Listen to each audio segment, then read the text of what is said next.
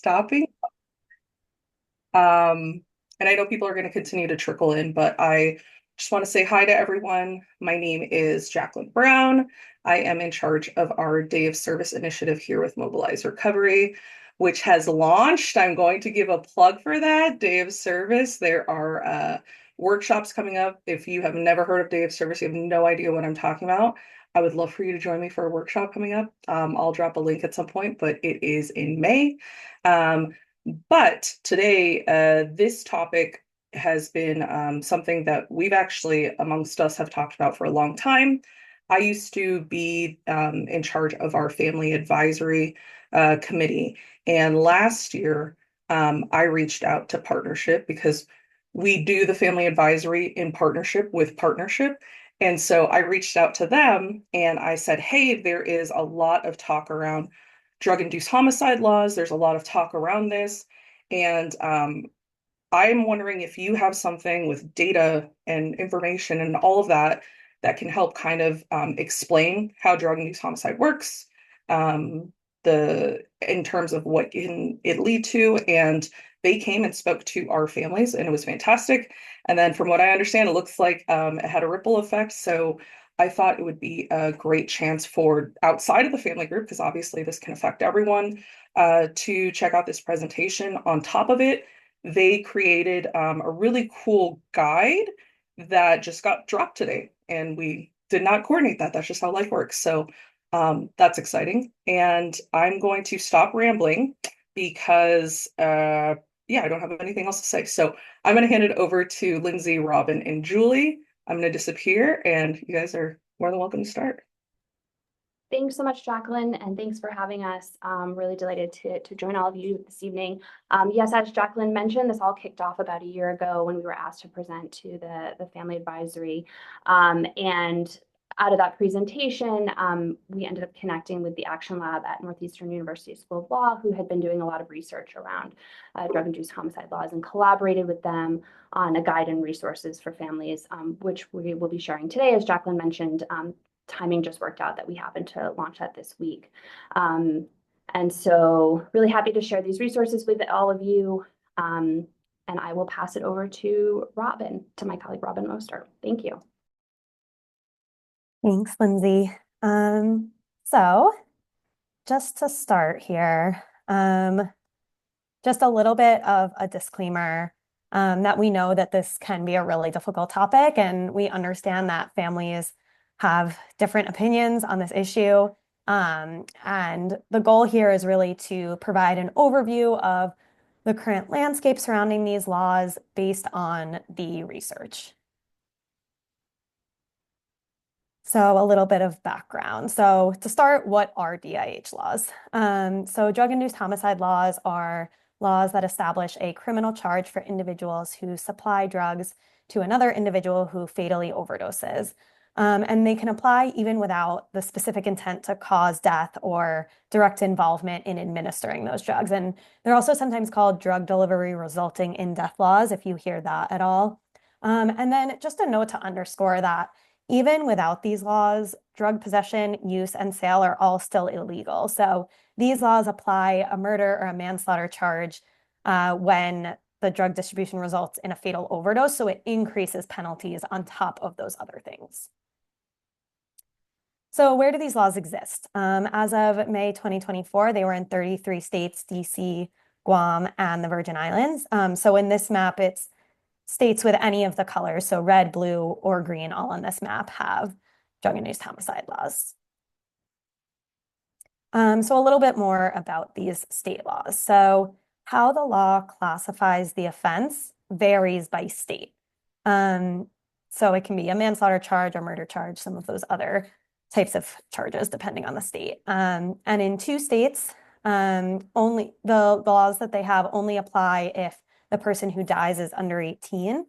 And in 7 states, the laws make seeking emergency assistance for the overdose an affirmative defense against those charges. And we'll discuss Good Samaritan laws more a little bit later in the presentation, but just a note here that in Vermont and Kentucky, crimes eligible for protection under Good Samaritan laws include drug-induced homicide.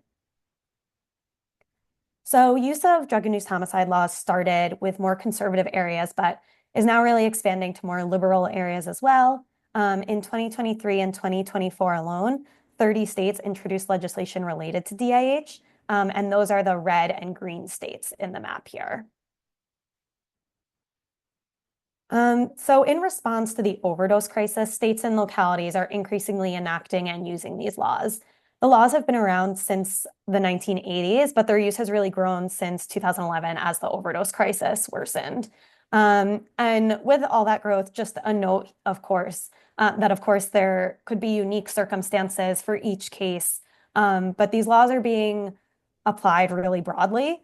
And with the stated goals of preventing overdose deaths, keeping dealers off the street, holding drug makers responsible, and stopping drug sales. So we're going to explore the research on whether those goals are actually being met. But just before we get into those goals specifically, I'll start by looking just at the broader research on the topic of punitive policies as a whole on substance use. So first, imprisonment does not reduce substance use or overdose. A Pew analysis found no significant relationship between state drug imprisonment rates and drug use, overdose deaths, or drug arrests, suggesting that imprisonment is not an effective deterrent. And we also, of course, know this because substance use and overdoses continue to increase even as the prison population has soared. So we know that that's not a connection there. And imprisoning people for drug violations is extremely expensive, but it doesn't improve public health or public safety. Usually it's the low-level offenders that are arrested and receive lengthy prison sentences, not the most serious drug traffickers. And this has little impact on public safety because those low-level dealers can quickly just be replaced. And the drug sales will continue. And then in addition to not being effective, imprisoning people for drug violations is discriminatory and it causes disproportionate harm to certain groups. And so, for example, even though Black and white individuals use drugs at similar rates, Black individuals are arrested and sentenced for drug charges at higher rates. So it's really applied unfairly across groups. And in addition to not reducing substance use or overdose, imprisonment also increases harm for people with addiction. So we know that overdose risk increases dramatically following incarceration. People's tolerance often decreases while they're in prison, and most jails and prisons don't offer evidence-based treatment. And then people are released with their lives disrupted and with criminal records that increase barriers to treatment, housing, employment, education, all sorts of services. And all of that can really easily compromise treatment access or compromise recovery, lead to relapse, lead to substance use. So it all just increases the harm there. And we also know that imprisonment and substance use disorder are both really stigmatized. And so when combined, that stigma is compounded. And then another potential impact of punitive responses to substance use is what's called the drug bust paradox. So two recent studies found that law enforcement drug seizures were associated with spikes in overdose. So following opioid seizures, fatal overdoses actually increased, which of course the goal would be to do the opposite. And this can be because when a dealer is arrested, their customers find other dealers, and those drugs may contain more fentanyl or other adulterants, or the people using drugs may have less tolerance for those specific drugs or a reduced tolerance altogether if there was a time when they were unable to access drugs as a result of the arrest. So now to dive into some of the research more specifically on DIH laws, and that research really largely aligns with the findings of the research on punitive responses more broadly. So some of the main findings are that drug-induced homicide laws and prosecutions don't deter drug use or drug dealing, but they do deter help seeking and limit Good Samaritan law effectiveness. Large-scale drug dealers are rarely arrested, and many of the low-level dealers targeted by these laws are friends or partners and often have addiction themselves. DIH prosecutions are deployed unfairly, and they can distract and take limited resources away from effective overdose prevention efforts and prevent access to services. So the primary stated objective for DIH prosecutions is deterrence, but this fails for several reasons. So people sharing and selling drugs often don't know that their drugs have a lethal dose of fentanyl, so they're not going to change their behavior based on stricter penalties associated with that.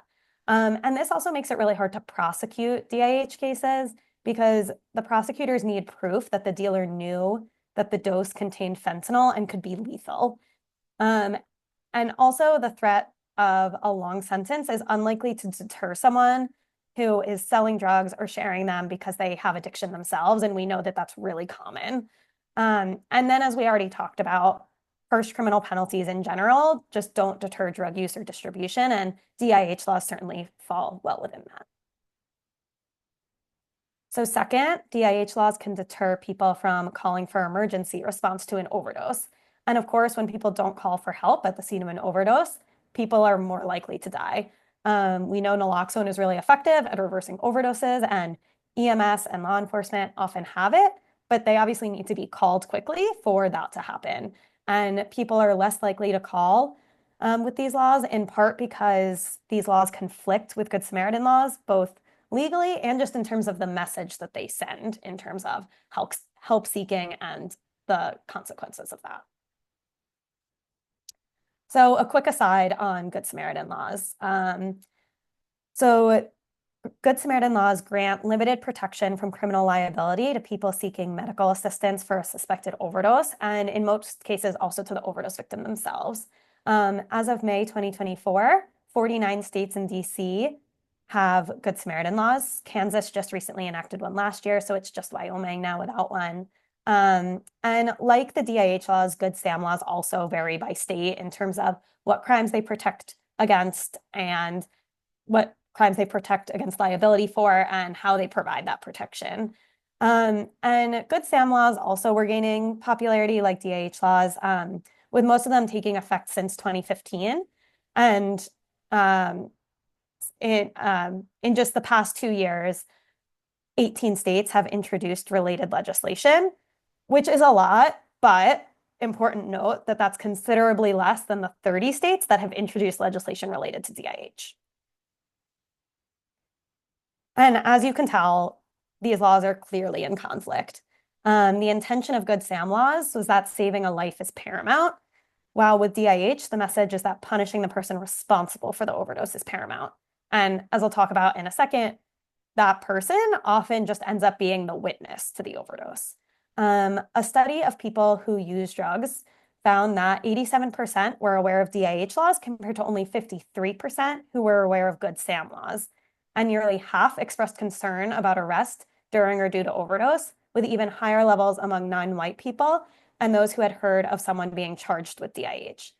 So while DIH receives a lot of coverage, Good Sam laws don't, and they're mostly not understood by the public, which really lessens the impact of Good Sam laws because people tend to be more concerned about DIH laws, which makes perfect sense.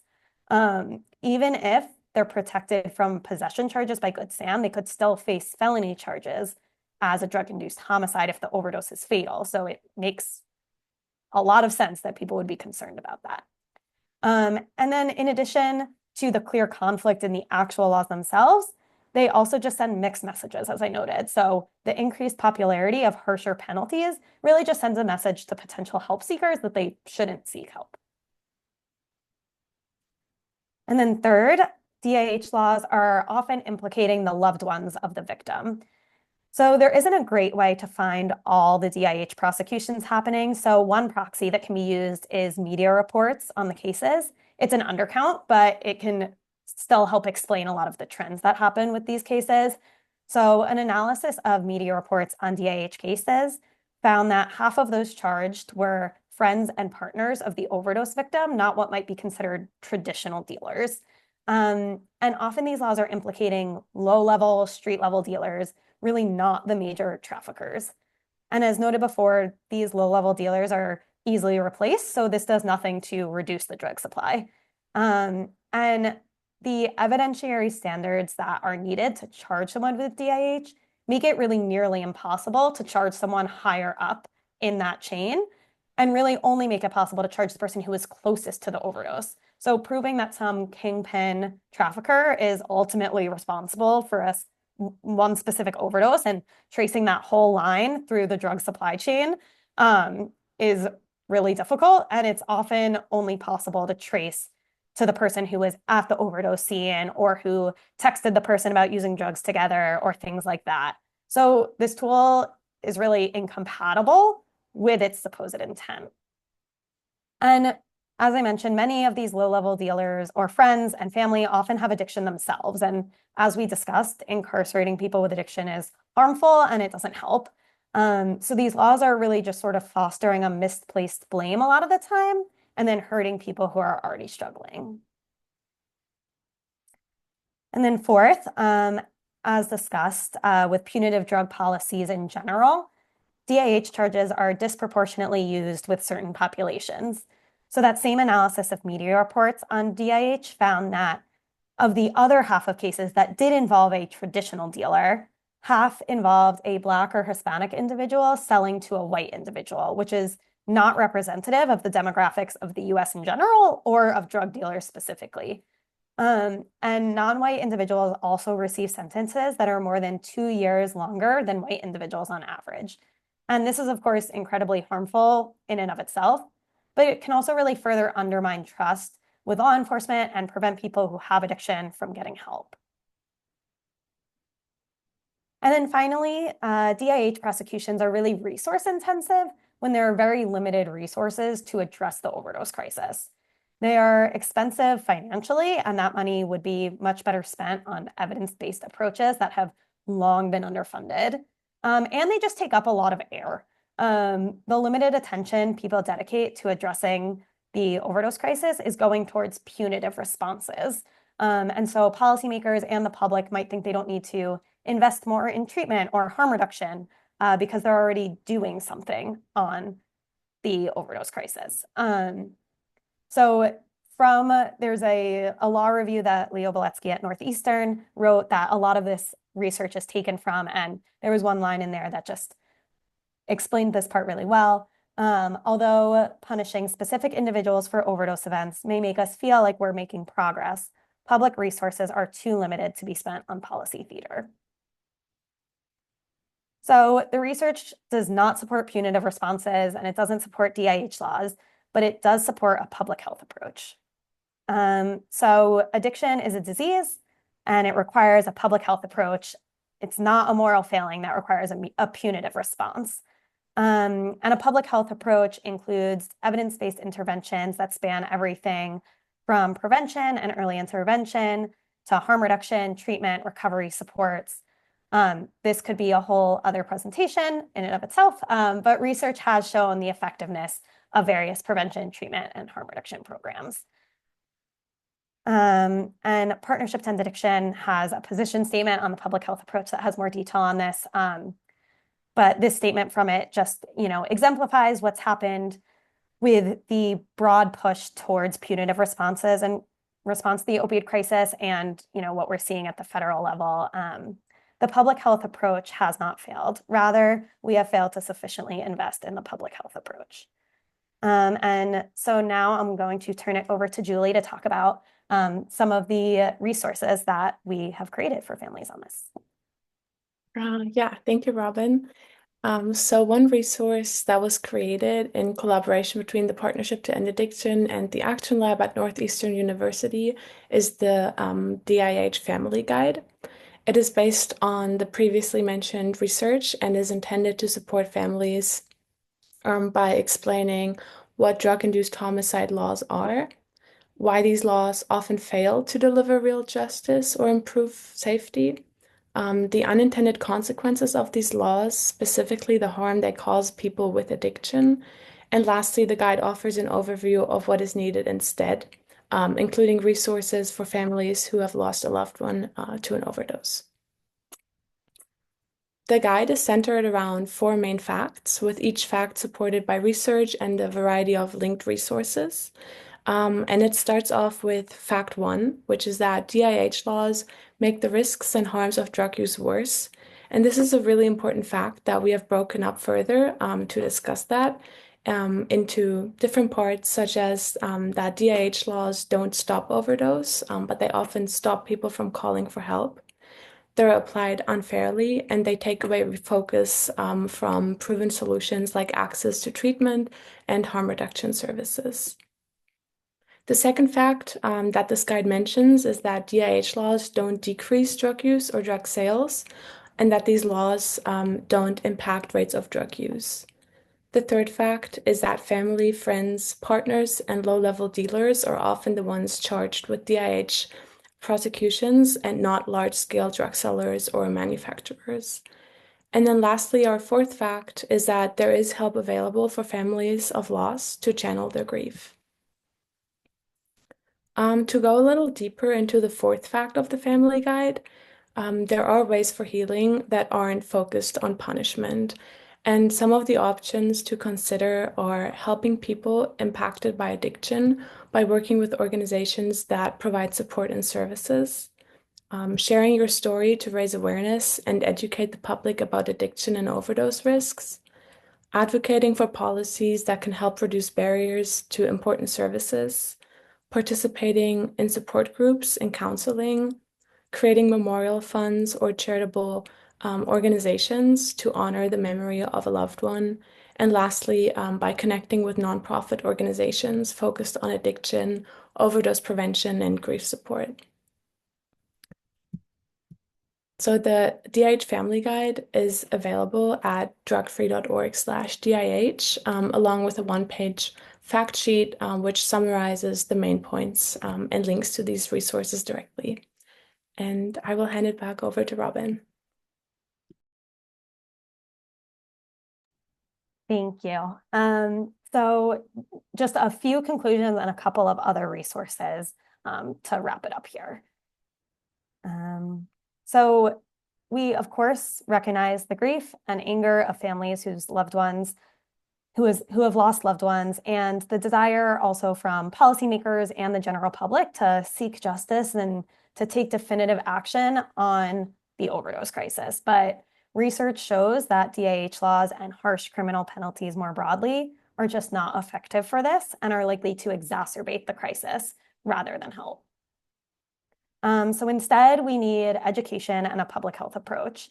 A study in North Carolina found that prosecutors think drug-induced homicide cases can reduce drug use, drug dealing, and/or overdose, and that they're influenced to bring these cases by their perception that it is justice for people who died and the imperative to do something. So we need to educate them to combat these myths and stigma surrounding substance use and on what is actually an effective response. We also need more education for the public, for people who use drugs and family members on Good Samaritan laws, which can be an important protection. And as we just discussed, we need more resources for families and to ensure families can access them. And then finally, we need a public health approach to addiction that provides prevention, harm reduction, treatment, and recovery services, as well as education for policymakers and the public on how to best address the crisis. So then here are just a few other resources if you want to learn more. So the first two here track the trends and state laws, so they'll have updates on these laws going forward. The next two are two of the main studies that go into depth on this and that I took a lot of the information in the presentation from, and a lot of the other studies are linked throughout the presentation as well as throughout the guide if you take a look at that. And then the next two are some resources that explain the family perspective and some actual examples of how these laws are being used. And they do a good job of, sort of demonstrating a lot of the nuance surrounding these laws. And then the last ones are partnerships resources if you're seeking support or education. And that's our contact info. Happy to take any questions. Thank you. All right, if you could use your, there's like a virtual raise your hand sort of feature on here, or you can have Patty from California. Hey, Patty. Wait, where'd Patty go? You see it? Yeah, I couldn't unmute for a There you minute. go. So. Got it. So what's really interesting is there's a correlation between drug-induced homicide laws and course treatment. And we are seeing more states that are introducing legislation for course treatment. And some of those same states are also introducing more strenuous drug-induced homicide laws. There's, I think, currently 38 states with forced treatment or course treatment laws. California just introduced its own drug-induced homicide law after it getting shot down for the last 5 years, but they rolled it into Prop 36 as a way of getting it on the books. Kind of a terrifying thing is it introduced a felony level mandated treatment charge. So, if you get arrested for selling drugs, you get arrested for using drugs, whatever it is, then you either go and get treatment, and that is a felony while you are getting treatment, or you go to jail for, whatever your charge was anyway. It's a really nasty catch-22. And, a lot of know that with drug-induced homicide laws, they're always looking for, the sad mom, the sad sister, the sad dad, to step up and say, oh yeah, I lost my kid, and have a picture of your kid and all of that. And it's really manipulative, because they think that that you can get coerced into doing this because of course you lost your child and you want somebody to pay for it. But it doesn't work. Drug-induced people who use drugs are going to sell drugs, and being, getting some sort of an advisement that if somebody dies after you've sold them some drugs, then you're going to have a homicide charge, is not really much of a deterrent. Here in California, they modeled it after the Watkins advisement. The Watkins advisement has not shown to have been effective in reducing DUI at all. And yet that's what they're going to do with drug-induced homicide laws. So it didn't work over here. So let's make sure we do it over there, because just keep doing the same old damn thing and eventually something will work. Thanks, Patty, for sharing that and for all the tireless advocacy that you do on this issue. We actually were talking about our next topic, and I think it's going to be forced treatment. So I think we're going to be doing something similar, because I think, it is something that a lot of families are looking to, especially because its treatment is so inaccessible. But there's obviously a lot of risks with forced and involuntary treatment. So I'd love to talk to you further about what's going on in California as we sort of embark on that new project.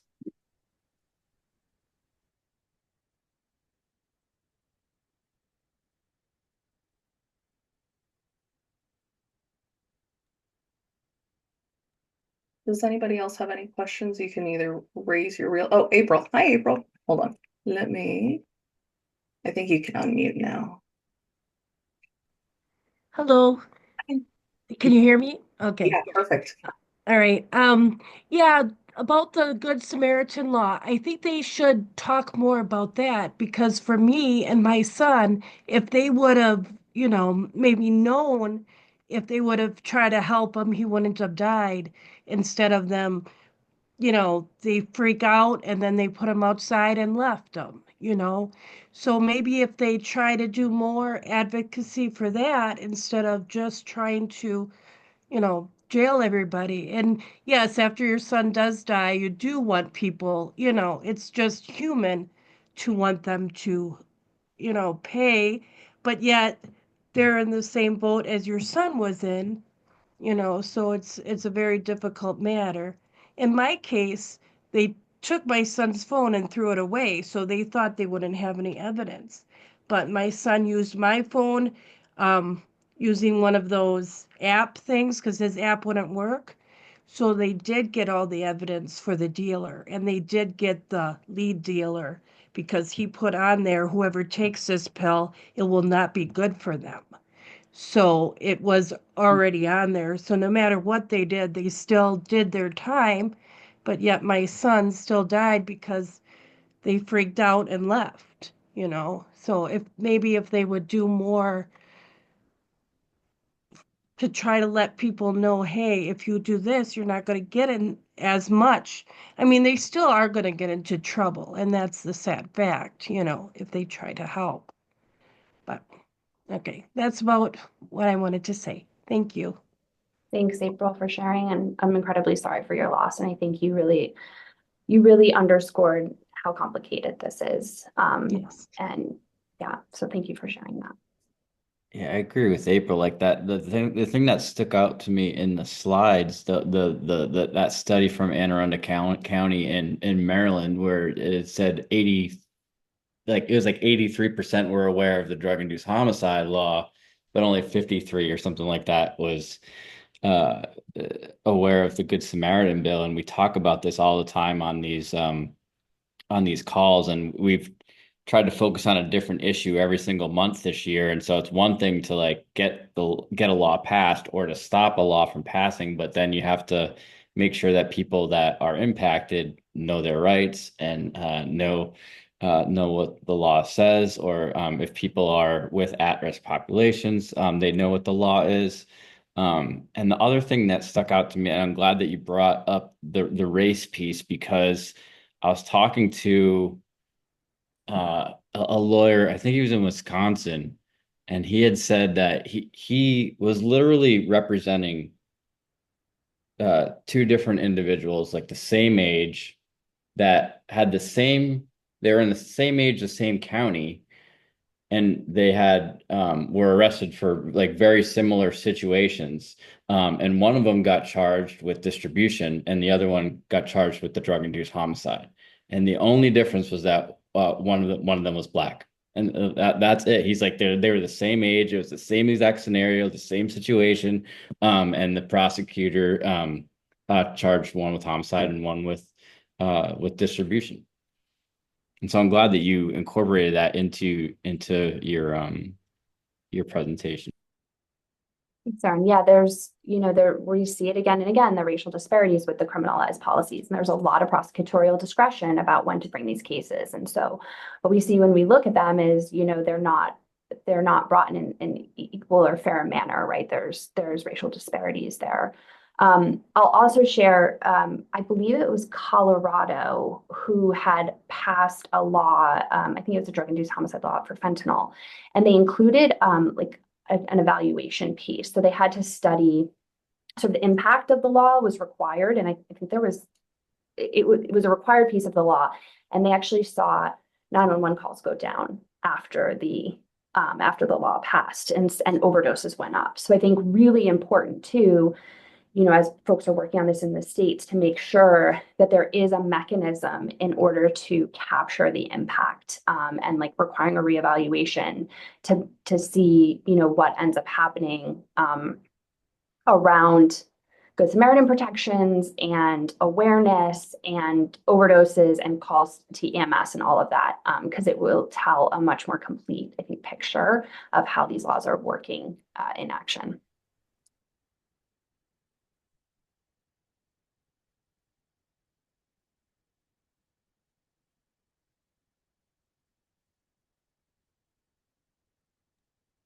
I just want to add a comment. I think the guide looks fantastic, and I love that throughout it you do keep highlighting the impact of grief and the impact of how that affects the way that you're thinking. And I see Patty nodding because we have had conversations about this, but like, when I lost my brother to an overdose, I had no idea of like any of these things. You know what I mean? It's one of those things where if you're so caught up in that, you're not sitting there trying to figure out laws and whatever. You're just like, how do we keep them alive? Can we get them into treatment? Can we do this? Can we do whatever? There was no like education that was really pushed upon us. Like the couple times he did go to rehab, it was like, here's a sheet of paper of like resources, see you later. So like there wasn't really even just the basic information of, hey, maybe have naloxone in your house, because I didn't find out what naloxone was until months after my brother died.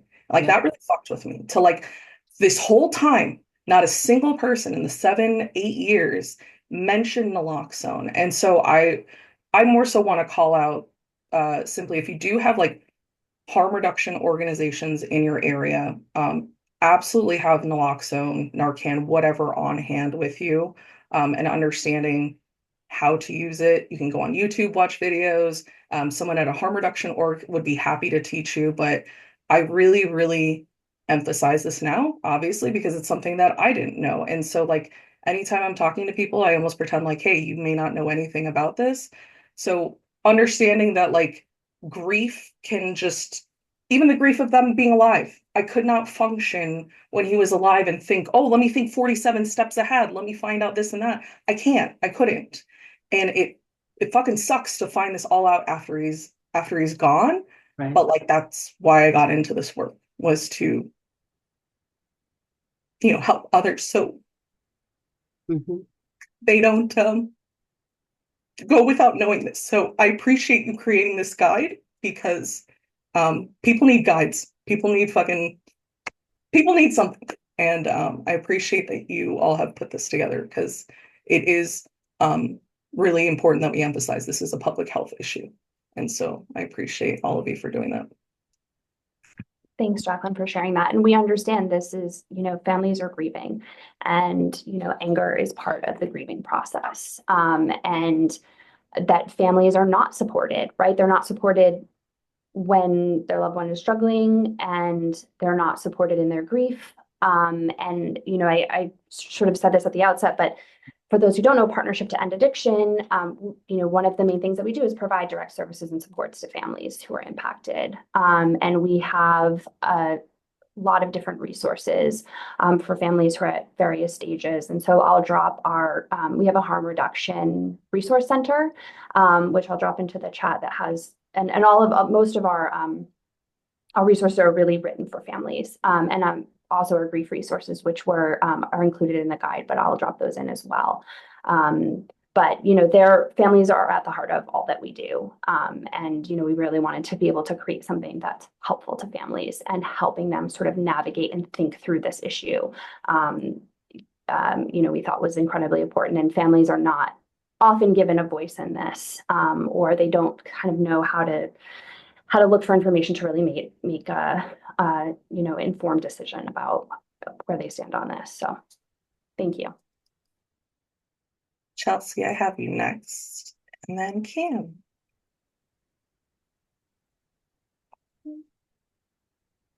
I think. Okay, I think I'm on. Yeah. Thank you for having me. I appreciate all the info. This is my first rolling session over Zoom with Mobilized Recovery. I work as a peer advocate, working on my clinical hours right now. I work in the community, like firsthand crisis services. I'm working very closely with a family friend. She lost her son years ago to an overdose, accidental or not.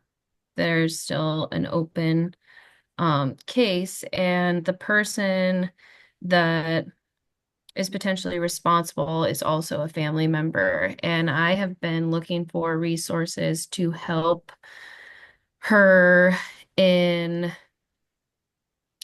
working through the process of rehashing a lot of her personal trauma that she already lived through in a past relationship so that a conviction can actually take place. There's charges that have been, on the table for quite some time. So I'm curious if there are resources that are directly connected to advocacy in the courts at this point in time, as far as where's the determination if, something falls under the DIH or if it is Good Sam. I work in the recovery community, so I know there's a really fine line with that, obviously, because that is servicing the space of harm reduction, but also when, someone is needing to be prosecuted, watching this woman go through years and years after this, tragedy that's happened, it's still not being processed through the courts. And I don't know where the holdup is.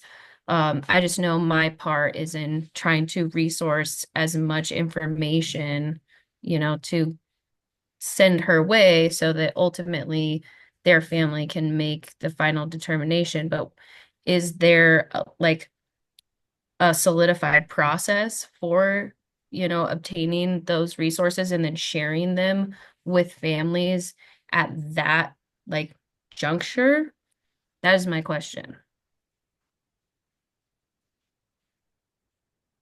So I think it would depend, it probably depends on the specific jurisdiction where the case is. So I'm not really sure. I think it depends on like, what the law is, where the prosecutor's office is, and all that, just because these are so variable by state. And so I think it looks very different, everywhere. So I guess maybe like looking more locally. But I think it's hard to speak to like a specific case. Yeah, I totally understand that. That's where she's having, I think, a lot of um hesitation because it's spanning multiple states at this point. And then, that's opening up, that this is the topic that we're talking about, right? Is this something that is a higher level of an actionable offense versus, something that was very low level, and then that's the person and those are the people that are being affected at that point. But I appreciate the direction. Thank you. And one other resource I'll just mention is it's not really for the families going through it, but it could possibly have some helpful information. Julie, I don't know if you know more about it, but I know the Action Lab does have a bit of a guide for prosecutors or for attorneys involved in these sorts of cases. So I'm not so sure of all of the details in there. And obviously that is geared towards the lawyers, not the individual going through the whole court process, but it could have some helpful information or at least point maybe in some helpful directions. Yeah, do you have a link for that? Yeah, I'll grab the link and put it in the chat. Awesome. Thank you so much. I really appreciate it. We'll go with you next. Great. I'm an impacted family member. We lost our son Sean in 2017, and I'm very grateful that there are good SAM laws in Vermont, and that the person who supplied the drugs was not charged. My son actually used at a party, and there were people there that would have helped him. And in fact, there was somebody with Narcan who was like a block away that they were able to get. But my son had such shame about his opiate use that he didn't tell his friends that he was using. They thought he was taking a shower. But the piece to me that was really kind of frustrating was that the week before my son died, a big drug dealer in Vermont was arrested. So the whole supply was changed. So I think that to me is, something that, when the supply of drugs is completely disrupted and you have a whole new people coming in, what you're going to get is might be very different. And that's exactly what happened. My son had only heroin in his system. No, I'm sorry, only fentanyl in his system, no heroin at all. So that piece. And then the other point I wanted to make was that, I didn't really understand the whole racial disparity thing until, so my son was Caucasian, and he was picked up for a bunch of petty theft stuff in New York City, and he was sent to Rikers. And he said to me, he said, "Don't come get me. They're giving me methadone, and I need methadone, and I can't get methadone in Vermont." At the time, there was a like 2-year waiting list. And I went down to visit him, and we, eventually got him out, but he was there for about 3 months. But he was the only Caucasian person in his unit. And it just was shocking to me to see families like these little kids coming to see their dad in jail, and not a single one of them, other than my son, was white. It was just like there is such disparity in the healthcare system, but it's really in the justice system where we really see the racial and economic disparity. So that's it. Thanks for sharing that, Kim, and I'm so sorry for your loss. Thanks. Hi, Teresa Cobley. I have I join you in being a bereaved parent. I've lost both my sons to overdoses. And there's a couple I'm racing with a million thoughts, so I apologize in advance. I'm living in Colorado, and Lindsay, I'm interested in the facts that you mentioned and would love to see them because I have channeled my grief into advocacy and activism. And I am a proponent of deflection and diversion policies. Um, and I'm also hoping to publish an article that wants to shift the blame really to, why are we going after the low level drug people addicted to drugs that, hustle, when we do not hold companies to the same account. And, my one of my kids died because he was administratively discharged from a treatment center and sober home. So I can point fingers to like the insurance company that didn't let him get Sublocade, had to wait for 30 days, or that reduced his level prematurely, and the treatment center that, kicked him out despite his needs, and yada, yada, yada. Private industry needs to be held account. And so I'm trying to raise awareness for that, for needs for better care, actually not only access to care, but quality care, because too many people have polysubstance use and coexisting disorders. And it seems like a lot of the treatment centers are privately run and they put profits before people and patient safety.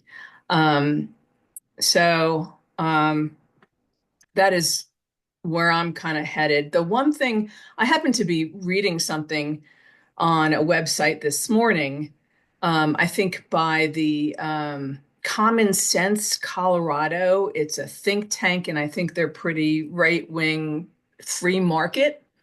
And they are making a strong case for kind of criminalization, because what they're doing, and this is where I could use some ammunition, right?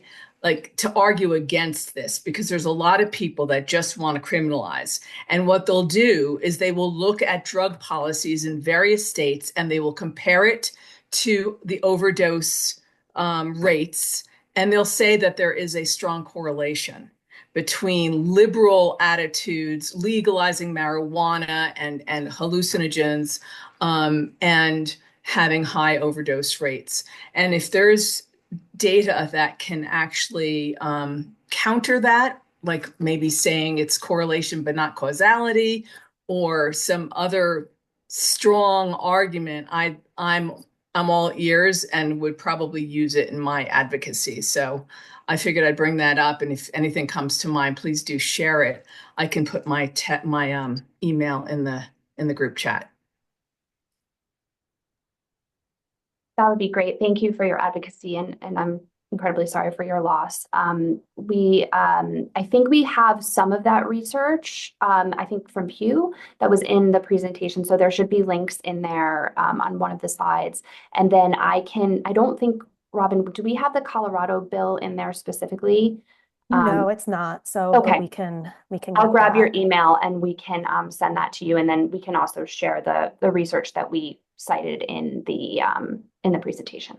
And I think we might have some other resources, Lindsay.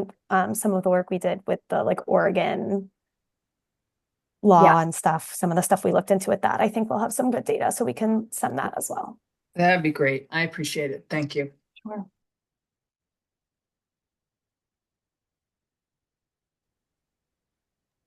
I would just point out, Teresa, also Legal Action Center, who they did the past the two workshops before this one, there's a lot of tools and data on their site as well in terms of public health approach versus criminalization. Okay. And also the insurance company piece is, they're just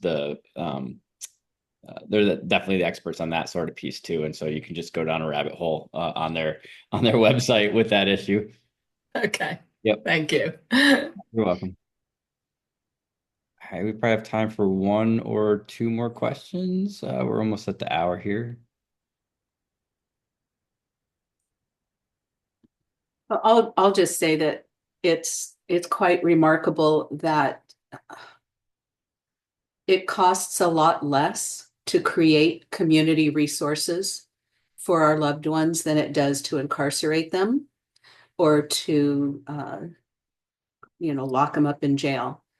And yet we keep doing the same thing over and over and over again. And especially now you're seeing sort of a backlash against this. Even some of the more liberal areas, we're seeing the elected politicians that are suddenly backing away from a public health approach. So it's really a shame. It really is. I completely echo that. But Robin had shared, that comment earlier that I think there was a lot of rhetoric around the public health approach. There wasn't a lot of action. There certainly weren't the level of resources committed that are needed. And so now, we've kind of failed to invest in that approach, but people are kind of looking at it as, oh, the approach failed, let's go back to criminalization, when we have such a tremendous amount of research showing how harmful those policies are. And I agree, it's an incredibly frustrating place to be in. Yeah, and great point, Erin. We're seeing the success of it's complicated, and the other thing that I think is incredibly challenging about this problem is there's not just one thing that's going to solve it, right? And I think people are continuing to look for like the silver bullet, and like there's going to be one solution, and it just doesn't exist. This is a complicated and nuanced problem that's going to require a long-term comprehensive response. But we still don't have the level of political will that's needed to support the type of response that will be effective in overcoming this crisis. One link I'm going to drop just because I'm a harm reduction person and I always want to spread whatever information I can to families is there's this website called nextdistro.org. And what it does, it goes by every state. You can kind of see what the specific resources are available in the state, but you can get naloxone sent to you, potentially syringe service supplies, things like that. And it just provides like a directory across the country. So in case you are ever needing anything like that, this has been really helpful. So just want to drop that in there.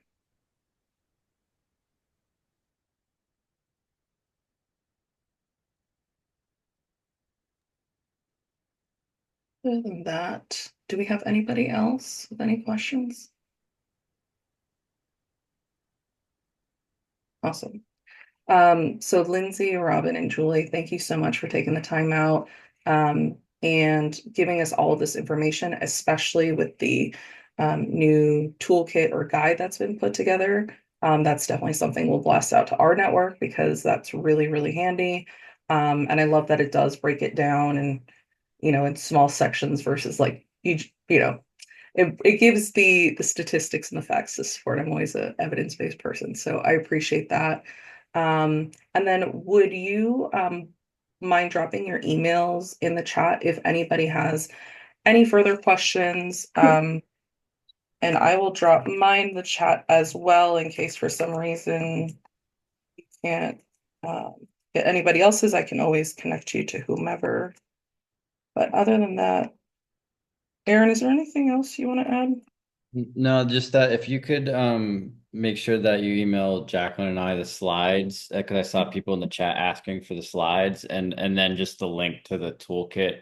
So we'll have the recording of this video along with the materials, so people can access it at any time. We'll make sure that everybody gets a follow-up email with a link to that.